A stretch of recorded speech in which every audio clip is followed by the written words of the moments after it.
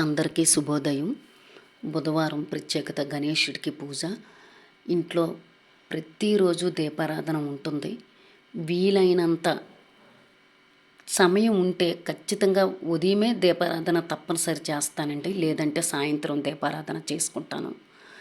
భగవన్నామస్మరణ ఆధ్యాత్మికంగా వెళ్ళటం వలన మనకి కూడా బాగుంటుంది అనే అభిప్రాయం. ఇది ఇప్పుడు కాదండి, ప్రతిరోజు దైవనామస్మరణ చేస్తాను. అలా చేస్తే మంచిదని అభిప్రాయం.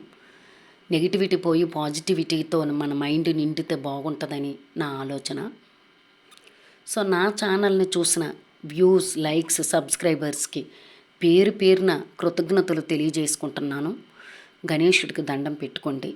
ఎటువంటి విఘ్నాలనైనా చెడుని తొలగించి మంచిని సమకూరుద్దామని భగవంతుడికి ప్రార్థన చేసుకుందాము.